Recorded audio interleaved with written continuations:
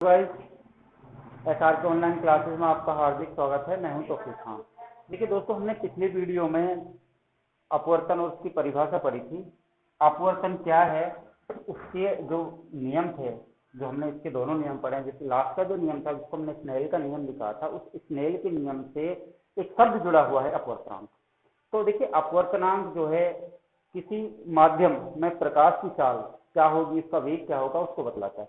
अब देखिए, यूं तो अपवर्तन के उदाहरण जैसे पानी से भरे बर्तन में सिक्के का ऊपर उठा दिखाई देना, पेंसिल का मुड़ा हुआ प्रतीत होना, ये सब है। लेकिन मैं क्या चाह रहा हूँ कि इस अपवर्तन के साथ इस अपवर्तनांक को भी एक साथ पढ़ लेते हैं, जिससे क्या होगा कि कुछ जो अपवर्तन के उदाहरण है, जैसे पानी से भरे बर्तन में सिक्के का ऊपर उठा दिखाई देना, पेंसिल का मुड़ा हुआ प्रतीत होना, साथ में प्रकाश का वन विक्षेपण है, और भी कोणांतरिक परावर्तन है, सूर्योदय और सूर्यास्त के समय सूर्योदय और सूर्यास्त के समय सूर्य का दिखाई देना। तो देखिए, ये जो उदाहरण थे, ये अपवर्तनांक के उदाहरण है। तो मैं चाह रहा हूं कि इन दोनों बिंदुओं को एक साथ हम कॉन्सेप्ट को क्लियर कर लें, जिससे हम इनके उदाहरणों को आसानी से समझ सकें। और भी इसके साथ अपवर्तनांक पर आधारित कुछ न्यूमेरिकल हैं। उन न्यूमेरिकल में तो मैंने दर्पण से संबंधित न्यूमेरिकल ली हैं, उनको हम सारे बिंदु क्लियर होने के बाद में उन सबको हम एक साथ उनका हम अध्ययन करेंगे, उनको अच्छे से समझेंगे, बशर्ते आपको सारे कॉन्सेप्ट अच्छे से क्लियर होने चाहिए। और दोस्तों, जब तक मैंने जो 7 वीडियो बनाई, उनमें से 5 का लाइव आप देख चुके हो। इन 5 वीडियोज में अगर किसी को कोई दिक्कत हो तो प्लीज कमेंट करके मुझे बताइएगा। वैसे कल से मैं आपके साथ ऑनलाइन उन क्लासों को वॉच करूंगा, देखूंगा, और जहां भी जिसको कोई दिक्कत हो प्लीज मुझे बताइए। मैं उनका आप जरूर उनको अच्छे से और सही ढंग से उनको समझाऊंगा, ठीक है। तो देखिए, ये जो चीजें हैं, जो ये बिंदु आपने पढ़े हैं, प्रकाश का परावर्तन, अपवर्तन, प्रकाश क्या है, इसके साथ में हमने दर्पण, गोलीय दर्पण, उस पर आधारित परिभाषाएं, उससे संबंधित जो परिभाषाएं थी, इसके साथ में प्रतिबिंबों का वर्णन था, उत्तल और अवतल, इन दोनों से हमने देखा था। तो इनके साथ में इन बिंदुओं में जहां भी आपको कोई दिक्कत हो मुझे बताइएगा। मुझे पता है कि कुछ बिंदु इसमें से रह गए सिलेबस में से, जैसे पार्श्व परावर्तन है, समतल दर्पण से प्रतिबिंब का बनाना है, तो इनको मैं इसलिए छोड़ दिया क्योंकि देखिए, ये हमारे सिलेबस में कॉन्सेप्ट इस तरह नहीं है। कॉन्सेप्ट ये बीच बीच में से अलग अलग दिखा रखे हैं, जो सिलेबस में दे रखा है मैं उसके अकॉर्डिंग पढ़ा रहा हूँ। तो इस कारण से आपको ये बात नोटिस करनी है कि इन बिंदुओं को मैं बाद में पढ़ाऊंगा, ठीक है। तो अब दोस्तों, जो हमने अपवर्तन का जो लास्ट नियम पढ़ा था, जिसको हमने स्नेल का नियम लिखा था, स्नेल के नियम में हमने देखा था कि जो साइन आई बटे साइन आर बराबर कांस्टेंट स्थिरांक था, तो इसको हमने स्नेल का नियम कहा था। तो देखिए, अब मैं उसी को अगर क्या कहूँ, तो माध्यम 2 के सापेक्ष माध्यम 1 का अपवर्तनांक है, जिसको हम म्यू से प्रदर्शित करते हैं। तो वो खैर चीजें बात की है, लेकिन आपको याद रखना है कि अब हम सबसे पहले पढ़ेंगे अपवर्तनांक क्या चीज है, अपवर्तनांक कहते किसको है, इसकी परिभाषा क्या है, इसके प्रकार कितने होते हैं। देखिए, हमारे सिलेबस में अपवर्तनांक को बहुत छोटा सा दे रखा है। अपवर्तनांक की परिभाषा दे रखी है, प्रकाश का माध्यम में, माध्यमों में प्रकाश और जल दोनों, जिसको हम पानी कह रहे हैं, उसका वेग क्या होता है। और साथ में देखिए, हमारे पास इसका छोटा सा जो इसका प्रकार है पहला, जिसको निरपेक्ष अपवर्तनांक कहते हैं, दे रखा है। सापेक्ष अपवर्तनांक को हमारे सिलेबस में नहीं दिखा, तो छोटा है। और इन सबको हम पूर्ण रूप से अच्छी तरह से इनका हम इस कक्षाओं में अध्ययन करेंगे। तो देखिए दोस्तों, अपवर्तनांक क्या है, आ जाइए अपने बिंदु पर। देखिए, अपवर्तनांक जो है, अपवर्तनांक के द्वारा हम किसी माध्यम में प्रकाश का वेग क्या होता है, प्रकाश की चाल क्या होती है, उसका निर्धारण करते हैं। यानी अपवर्तनांक के द्वारा हम किसी माध्यम में प्रकाश के वेग को समझ सकते हैं, या प्रकाश के वेग को ज्ञात कर सकते हैं कि इसका वेग कितना होता है। तो अब देखिए, यहाँ समझने वाली बात यह है कि अपवर्तनांक जो एक अदिश राशि है, उसके बारे में हम पहले इसकी थोड़ी सी परिभाषा देखते हैं, फिर इसके जो पहला प्रकार है निरपेक्ष अपवर्तनांक, उसको देखेंगे। तो आपको लिखना है, अपवर्तनांक किसी माध्यम में प्रकाश के वेग को बतलाता है। यानी किसी माध्यम में प्रकाश का वेग क्या होगा, उसकी चाल क्या होगी, उसको अपवर्तनांक के द्वारा हम ज्ञात कर सकते हैं, ठीक है। तो आपको ये बात याद रखनी, अपवर्तनांक क्या है, अपवर्तनांक जो है, अपवर्तनांक के द्वारा हम किसी माध्यम में प्रकाश की वेग या चाल को ज्ञात कर सकते हैं, ठीक है। दूसरी बात क्या है कि अपवर्तनांक जो है, एक अपवर्तनांक को हम म्यू द्वारा प्रदर्शित करते हैं। ये शब्द नहीं है, इसको आप हिंदी में लिखना चाहते हैं तो म्यू द्वारा इसको हम प्रदर्शित करते हैं। अपवर्तनांक जो है एक अदिश राशि होती है, इसका कोई मात्रक नहीं होता है, और ना ही इसकी कोई विमा होती है। एक तरह से एक अदिश राशि, मात्रक विहीन राशि है, ठीक है। अब देखिए, तो अपवर्तनांक के बारे में केवल आपको इतना याद रखना है कि अपवर्तनांक क्या है। अपवर्तनांक के द्वारा हम किसी माध्यम में प्रकाश के वेग को ज्ञात कर सकते हैं, प्रकाश की चाल को बता सकते हैं कि किसी माध्यम में प्रकाश का वेग या उसकी चाल क्या होगी। एक अदिश, इसको हम न्यू द्वारा प्रदर्शित करते हैं, एक अदिश राशि है, ना इसका कोई मात्रक होता है ना इसकी कोई बेमा। ठीक है। अच्छा, दूसरी बात देखिए, अपवर्तनांक की अगर मैं प्रकार की बात करूं तो अपवर्तनांक जो है ना मुख्य रूप से दो प्रकार का होता है, निरपेक्ष अपवर्तनांक और सापेक्ष अपवर्तनांक। मैं तुम्हें पहले बता चुका हूं कि हमारे सिलेबस में अपवर्तनांक को बहुत छोटा और शॉर्ट दे रखा है। तो देखिए इसको हम समझते हैं। जैसे बात करूं मैं अपवर्तनांक के प्रकार की, तो ये दो प्रकार का है, एक तो निरपेक्ष अपवर्तनांक होता है और दूसरा होता है सापेक्ष अपवर्तनांक।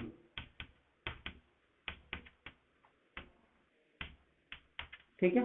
तो अब ये सापेक्ष अपवर्तनांक थोड़ा विस्तृत है, बड़ा है, तो हमारे सिलेबस में इसका कोई रोल नहीं है। हमारे सिलेबस में इसका केवल निरपेक्ष अपवर्तनांक का छोटा सा बिंदु दिया हुआ है, इसको हम कुछ कक्षाओं में पढ़ेंगे। निरपेक्ष अपवर्तनांक क्या है, देखिए इसके बारे में हम समझते हैं। वैसे मैं इसको थ्योरेटिकली आपको बता रहा हूँ। देखिए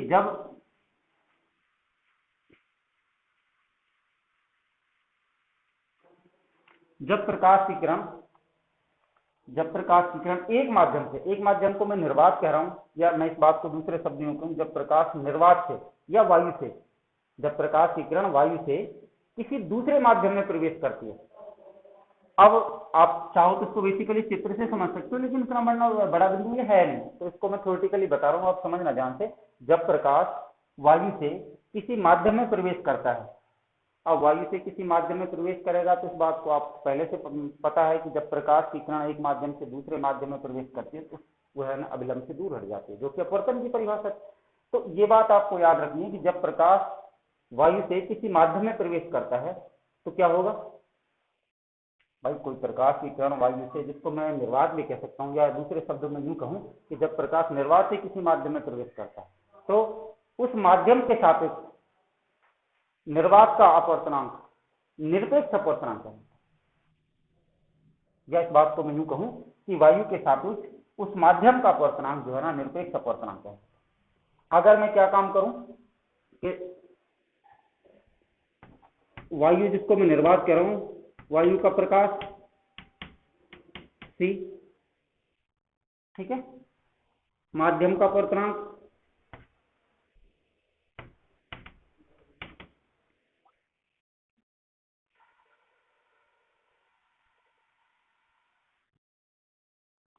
माध्यम का वेग v, तो अपवर्तनांक क्या होगा n बराबर c बटे v। इसको ऐसे लिख सकते हो, अगर आप ऐसे समझ नहीं आ रहा तो आप इसको दूसरे की तरह लिख सकते हो। क्या अपवर्तनांक, निरपेक्ष अपवर्तनांक प्रकाश का वायु में वेग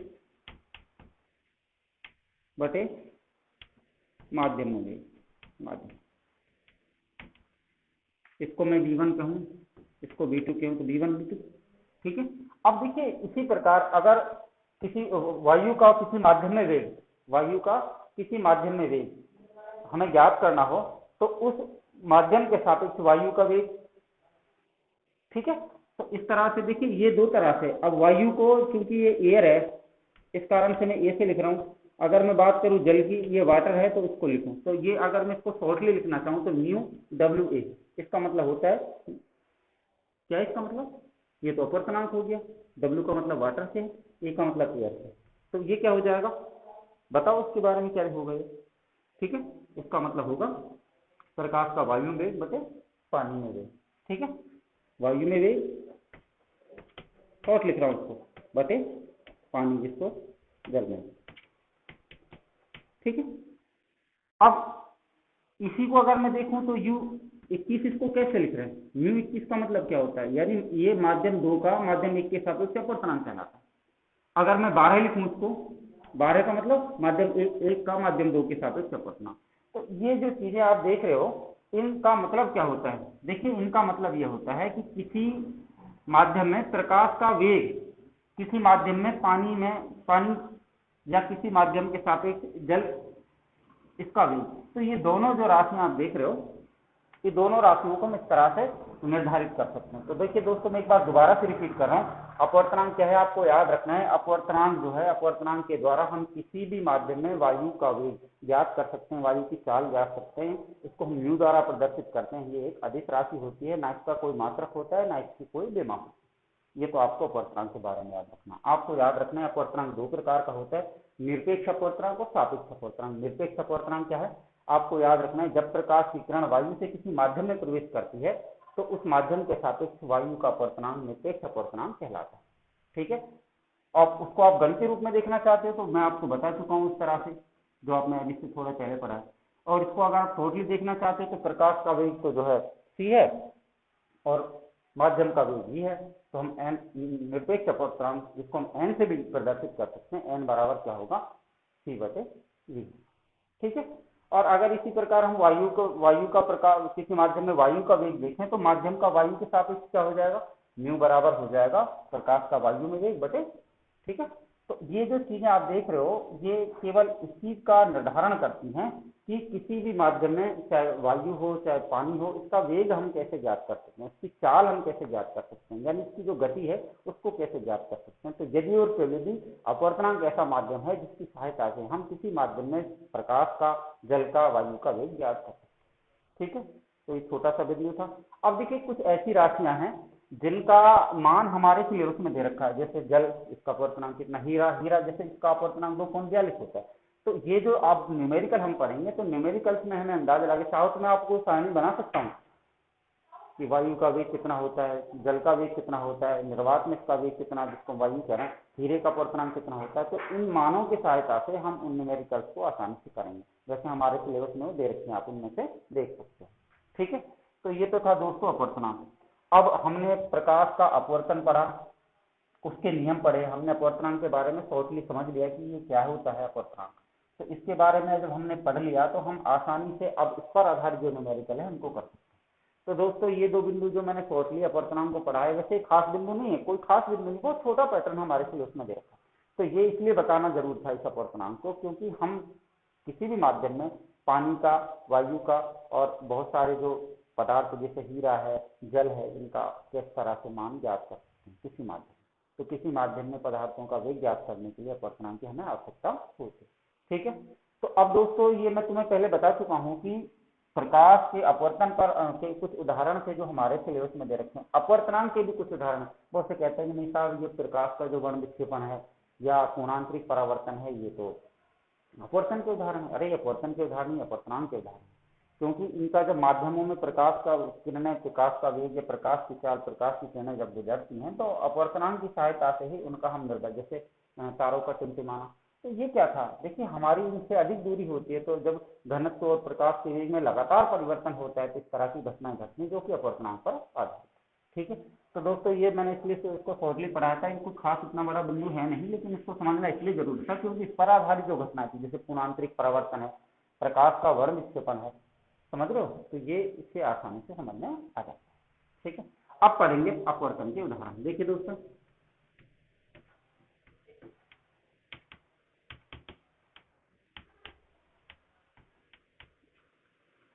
अपवर्तन के क्या उदाहरण है। देखिए अपवर्तन के उदाहरण जो है ना हमारे सिलेबस में, वैसे हमने इनको 8वीं क्लास में छोटे रूप में पढ़ा है कि पानी से भरे बर्तन में सिक्का ऊपर उठा हुआ क्यों दिखाई देता है, या गिलास में या किसी पात्र में रखी पेंसिल या सड़क मुड़ी हुई प्रतीत क्यों होती है। ये बहुत छोटे उदाहरण थे, हमने इनको 8वीं क्लास में पढ़ा है। एक बार मैं आपको और बता देना चाहता हूँ, देखो इसको हम विचित्र समझेंगे। तो पहला उदाहरण है, पानी से भरे बर्तन में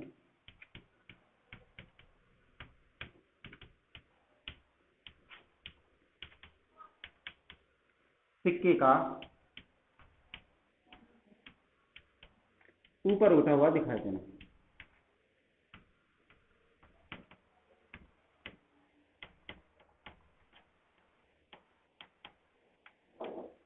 ठीक है, तो इसको आप बिल्कुल ध्यान से समझना, ये कोई इतना बड़ा बिंदु है नहीं, बहुत सरल है, आसान है। मैं इसको आप चाहो तो 4 तरह से समझ सकते हो, 1 नहीं, 2 नहीं, 3 नहीं, 4 तरह से इसको समझ सकते हो, जो आपको अच्छा लगे उसको आप अच्छी तरह से याद रख लेना। तो देखिए अब मैं क्या काम करूँ, देखिए मैंने क्या काम किया है, एक पात्र या गिलास या बर्तन लिया है, ठीक है, समझना ध्यान से। इसको मैंने जो है ना पानी से भर लिया,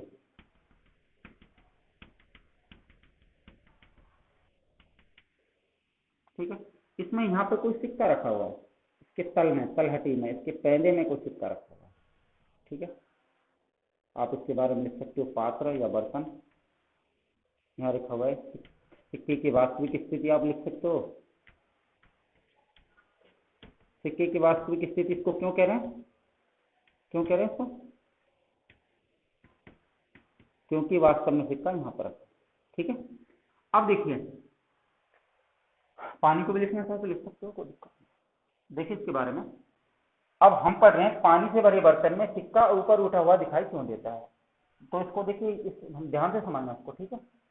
देखिए सबसे पहली बात तो हम इस बात को पढ़ चुके हैं, जब हमने अब प्रकाश के बारे में पढ़ा था तो हमने देखा था कि प्रकाश की किरणें हमेशा वस्तु से चलती हैं। तो अब देखिए ऐसा नहीं कि ये प्रकाश की किरण सिक्के से चलेंगी। तो देखिए सिक्के से चलने वाली प्रकाश की किरण, ऐसे लिखना है सिक्के, देखिए ये सिक्का है, सिक्के से चलने वाली प्रकाश की किरण यहाँ जाएंगी।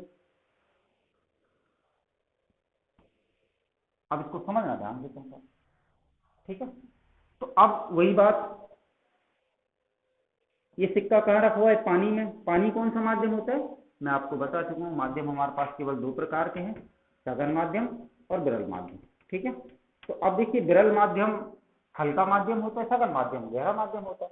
तो देखिए सिक्का क्योंकि गहरे माध्यम में है, सघन माध्यम में है। अब इस बात को समझना है आपको, जब प्रकाश की किरण एक माध्यम से, हम आपने अपवर्तन की क्या परिभाषा पढ़ी थी, जब प्रकाश की किरण एक माध्यम से दूसरे माध्यम में प्रवेश करती है तो दूसरे माध्यम में गुजरने के पश्चात अपने मार्ग से मुड़ जाती है, विचलित हो जाती है, विलंब से दूर हट जाती है, पथ से विचलित हो जाती है। तो देखिए जब प्रकाश कण यहाँ तक, जब तक पात्र यहाँ तक तो सघन माध्यम में है, सघन माध्यम से जैसे ही दूसरे माध्यम, देखिए अब इसको प्रकाश की किरण को ऐसा जाना चाहिए था, इस तरह से सीधा, लेकिन इधर ना जाकर के क्या होगी, विचलित हो जाएगी, मुड़ जाएगी।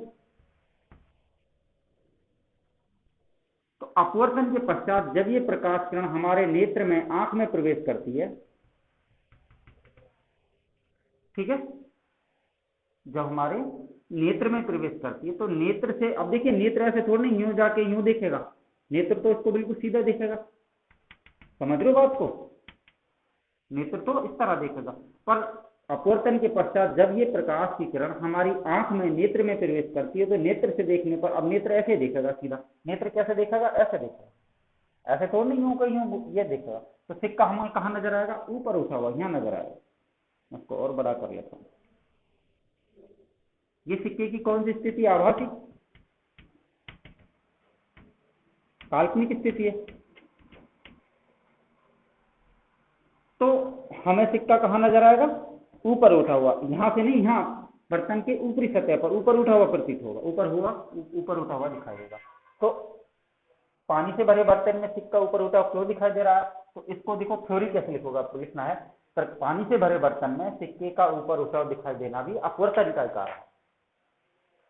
फिर उस लाइन को छोड़ के नीचे चल दो, क्योंकि सिक्के से चलने वाली प्रकाश की किरण जब एक माध्यम से दूसरे माध्यम में, किसकी परिभाषा से, अपवर्तन की परिभाषा, प्रवेश करती है तो वह अपने मार्ग से मुड़ जाती है, विचलित हो जाती है, और विचलित होने के पश्चात यानी अपवर्तित हो जाती है। अपवर्तन के पश्चात जब हमारी आंख में, रेटिना में, नेत्र में प्रवेश करती है तो हमें सिक्के की वास्तविक स्थिति नजर आती है, अर्थात सिक्का ऊपर उठा हुआ दिखाई देता है।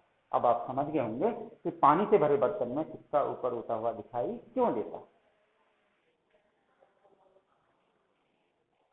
ऐसे समझ नहीं आ रहा तो सीधा सट्टा आपको अगर कुछ भी याद नहीं रहे तो लिखना है, पानी से भरे बर्तन हो, सिक्का हो, पानी से भरे बर्तन में सिक्का हो, पेंसिल हो, पेंसिल मुड़ी हुई प्रतीत क्यों होती है, सिक्का ऊपर उठा हुआ दिखाई क्यों देता है, इसका कारण अपवर्तन। आपको लिखना है पानी से भरे बर्तन में या किसी गिलास में रखी पेंसिल मुड़ी हुई प्रतीत क्यों होती है, पानी से भरे बर्तन में सिक्का ऊपर उठा दिखाई क्यों देता है, ये अपवर्तन का कारण है। क्योंकि अब वो मैं आपको बता चुका हूं, एक बार दोबारा सुन लो दोस्तों। देखिए मेरा मकसद तुम्हें अच्छी तरह समझाने का है। आपको जब मैं ऐसे थ्योरेटिकल भी बता सकता हूँ बिना चित्र के कि पानी से भरे बर्तन में सिक्का ऊपर उठा अपवर्तन के कारण दिखाई देता है, क्योंकि जब प्रकाश की किरण एक माध्यम से दूसरे माध्यम में प्रवेश करती है तो अपवर्तन की परिभाषा से अपने मार्ग से मुड़ जाती है, अर्थात अपवर्तित हो जाती है। अपवर्तन के पश्चात ये प्रकाश किरण हमारी रेटिना में प्रवेश करती है, नेत्र में प्रवेश करती है तो हमें ऊपर सिक्का ऊपर उठा दिखाई देता है, बात खत्म। लेकिन इसका ये सॉल्यूशन नहीं है, हमारा मकसद समझाना है। तो समझने का क्या है, मैंने सबसे पहले दोस्तों पानी से भरे बर्तन में एक सिक्के को ऊपर उठा दिखाई देने के लिए, अर्थात अपवर्तन का जो उदाहरण है पहला, उसको मैंने समझाने के लिए पानी से एक गिलास लिया, उसको मैंने पानी से पूरा भरा हुआ है, उसमें मैंने सिक्के को उसके तल में रखा हुआ है जो उसकी वास्तविक स्थिति है। अब देखिए सिक्के से चल कोई प्रकाश, देखिए इस बात को हम पढ़ चुके हैं कि प्रकाश की किरण हमेशा वस्तु से चलती, आंख से नहीं चलती। मैं इस ब्लैक बोर्ड को देख रहा हूं तो आंखों से तो दिखाई दे रहा है, लेकिन आंख से नहीं चल रही। ये आने वाला जो सूर्य से आने वाला बाहर से प्रकाश है, पहले इस ब्लैक बोर्ड से टकराता है, टकराने के बाद हमारे नेत्र में, रेटिना में प्रवेश करता है, तब जाकर हमें दिखाई देता है। हमने शुरू में पढ़ा, देखिए रात्रि के समय मैं भी यहाँ खड़ा हुआ हूँ, ब्लैक बोर्ड भी यहाँ लगा हुआ है, मेरी आंख भी खुल रही है, ब्लैक बोर्ड भी यहाँ है, लेकिन ये मुझे दिखाई नहीं देगा क्योंकि प्रकाश मौजूद नहीं है। तो हमने स्टार्टिंग में जो पहला बिंदु पढ़ा था प्रकाश क्या है, तो उसमें क्या पढ़ा था, प्रकाश वह ऊर्जा है जिससे दृष्टि संवेदना उत्पन्न होती है, अर्थात वस्तुएं दृष्टिगोचर होती है, दिखाई देती है। तो इस कारण से ये बात आपको स्पष्ट रूप से याद रखनी कि प्रकाश की किरणें हमेशा वस्तु से चलती हैं। तो पानी से भरे बर्तन में सिक्का जो उसके तल में पैने में रखा हुआ, तो सिक्के से चलने वाली प्रकाश की किरणें जब एक माध्यम से, एक मतलब गहरे माध्यम से दूसरे माध्यम में जाएगी तो फिर क्या होगा, तुम्हें पता है, अपवर्तन होगा। अपवर्तन के पश्चात ये अपने मार्ग से मुड़ेगी, विचलित हो जाएगी। विचलित होने के पश्चात जब हमारे नेत्र में, रेटिना में प्रवेश करती है, तो हमें ऐसा प्रतीत होता है, हमें ऐसा आभास होता है कि सिक्का तल से ऊपर उठा हुआ दिखाई देता है, अर्थात सिक्के की हमें आभासी स्थिति दिखाई देती है। क्यों, नेत्र से देखने पर हम नेत्र से ऐसे थोड़ी देखेंगे, यूं देखेंगे फिर यूं देखेंगे, नेत्र तो हमेशा सीधा देखेगा ना, इस तरह से देखेगा। तो आंख से देखने पर हमें ऐसा प्रतीत होता है कि सिक्का यहाँ नहीं, यहाँ पानी में ऊपर है। यही कारण है कि पानी से भरे बर्तन में सिक्का ऊपर उठा हुआ दिखाई देता। ठीक है, तो आपको ये बात स्पष्ट रूप से समझ में आ गई होगी कि पानी से भरे बर्तन में सिक्का ऊपर उठा ऊपर दिखाई क्यों देता है। ठीक है, इसी प्रकार अगर बात करें पेंसिल की, तो आप सिक्के की जगह केवल पेंसिल लिख देना, वो मुड़ी हुई प्रतीत क्यों होती है, उसमें थोड़ा सा फर्क है, क्योंकि पेंसिल का जो भाग पानी में डूबा हुआ है और आधा भाग पानी से ऊपर होता है, बाहर का होता है। तो देखिए जब प्रकाश की किरण एक के माध्यमों को जो पृथक करने वाला पृष्ठ है, उसके कारण जो प्रकाश की किरणें अपवर्तित हो जाती थी, अपवर्तन के पश्चात उसका हमें जो पानी में डूबा हुआ भाग है वो तिरछा मुड़ा हुआ प्रतीत होता है। तो वो दोनों उदाहरण लगभग एक जैसे हैं, फिर भी उसके बाद देखिए सेम उसकी परिभाषा, आप चाहो तो मैं इसको दोबारा समझा सकता हूँ, लेकिन इसमें अब मेरे पास टाइम थोड़ा शॉर्ट है क्योंकि और भी टीचर्स बैठे हुए हैं, तो इसलिए आपको ये बात इसी से समझनी है कि पानी से भरे बर्तन में सिक्का ऊपर उठा क्यों दिखाई देता है, मैन पेंसिल मुड़ी हुई प्रतीत क्यों होती है, इन दोनों का एक ही मतलब है, एक ही उदाहरण, क्योंकि ये दोनों पर्सन के उदाहरण है। तो दोस्तों आप समझ गए होंगे कि पानी से भरे बर्तन में सिक्का ऊपर उठा हुआ दिखाई क्यों देता है। ठीक है, अब और भी हमारे पास स्थितियां, जैसे पानी से भरे बर्तन में पेंसिल का मुड़ा हुआ क्यों दिखाई देना, मैं आपको बता चुका हूं। अगर वो समझ में नहीं आया, आप एक बार कोशिश करना किताब से देख के, जो मैंने ये नोट्स आप लिख लेना इसको, जो जैसे जैसे मैंने बोला इसमें समझ में आया तो मैं अगली वीडियो में उसको बता दूंगा, या कॉमेंट में आप मुझे उनके बारे में बता सकते हो, मैं आपको वहीं पर समझा दूँ। ठीक है, तो मैं थोड़ा सा टाइम बचाना चाह रहा हूँ, आपको दिक्कत हो तो मुझे दोबारा से ये चित्र बना लेना, जैसे जैसे थ्योरी मैंने बोली है वैसे वैसे आपको लिखना। ठीक है,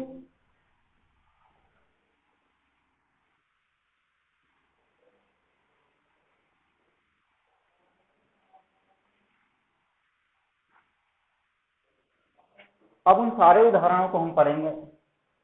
प्रकाश का वर्ण विक्षेपण क्या है, पूर्णांतरिक परावर्तन क्या है, सूर्योदय सूर्यास्त के समय क्षितिज से नीचे होने पर भी सूर्य क्यों दिखाई देता है, तारे टिमटिमाते क्यों प्रतीत होते हैं, ग्रह हमें क्यों नहीं टिमटिमाते नजर आते। तो उन सारे उदाहरणों को मैं पढ़ूंगा। तो पहला उदाहरण ये हो गया, दूसरा पेंसिल का हो गया, मैं उसको समझाया नहीं क्योंकि ये बिल्कुल इक्वल ऐसा ही है। तीसरा उदाहरण है प्रकाश का वर्ण विक्षेपण, वो अपवर्तनांक का है।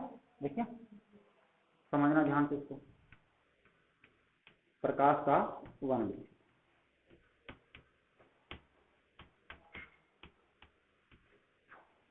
अब देखिए एक बात आपको ये समझनी है कि अगर आपको जिस बिंदु के बारे में आप लोग पढ़ रहे हो उसके बारे में पता हो जाए कि इसका मतलब क्या है, तो उसको आप आसानी से याद कर सकते हैं। कहीं लिखा गया पेपर में प्रकाश का वर्ण विक्षेपण, ये देखा तो था, पता नहीं क्या मतलब है। अगर आप, मैं इसी में इसको परिभाषा देखिए, प्रकाश का मतलब तो प्रकाश से, प्रकाश की किरण से।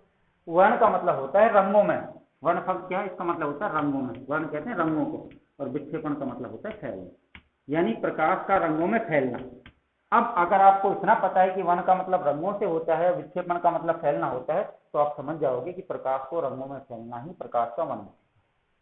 अब इसको ध्यान से समझते हैं, पूरा डिटेल में इसको समझते हैं ये क्या होता है। देखिए दोस्तों, मैंने इस प्रकाश के वर्ण विक्षेपण को समझने के लिए एक कांच का प्रिज्म बना हो, कांच का एक प्रिज्म लिया है। मैं इसको थोड़ा सा इधर बना रहा हूँ, कैमरा थोड़ा सही नहीं लग रहा, ठीक है। तो थोड़ा सा आगे बनाता हूँ जिससे कैमरे का फोकस इधर सीधा से लगा। तो देखिए ये त्रिभुज के आकार का बना हुआ कांच का कोई पारदर्शी पदार्थ है जिसे प्रिज्म कहते हैं। क्या कहते हैं? प्रिज्म कहते हैं। देखिए आपसे अगर पूछा जाए कि प्रिज्म क्या है, तो प्रिज्म के बारे में आपको लिखना है ये कांच का बना हुआ हीरे जैसा चमकता है। ये कांच का बना हुआ त्रिभुज के आकार का एक पारदर्शी पदार्थ होता है जिसे प्रिज्म कहते हैं। आप जब उस कक्षा में साइंस लोगे तो आपको प्रिज्म के बारे में पता, आप इसके बारे में प्रैक्टिकल करोगे।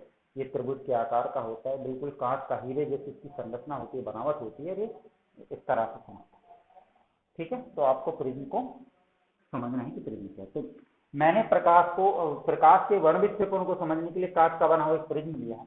तो देखिए मैं आप चाहो तो इसको सूर्य से बना सकता हूं, लेकिन आप ये सूर्य से प्रकाश की किरणें चलेंगी, आप उसको बना सकते हो, वरना तो आपको इससे दिक्कत नहीं है। सीधा ही प्रकाश, एक किरण ले लो, दो किरण ले लो, तीन ले लो, सात ले लो, अनगिनत ले लो, लेकिन हमें तीन किरणों से इसको समझेंगे। ये क्या है? श्वेत प्रकाश। श्वेत का मतलब सूर्य का प्रकाश।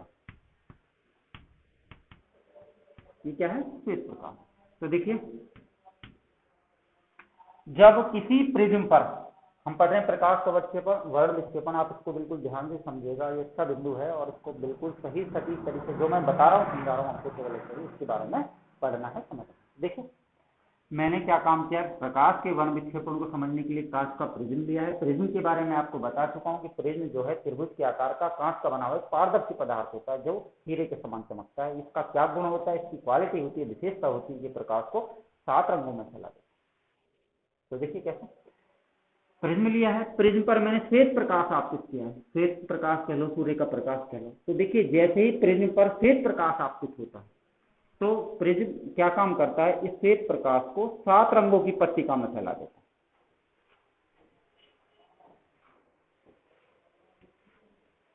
7 रंगों की पट्टिका में फैला देता है। अब इसका क्रम क्या है, V I V G Y O R, ये रंग होता है। इसको शॉर्ट में आप क्या लिख सकते हो, यहां लिख रहा हूं, पढ़ लीजिए, लिख दियो।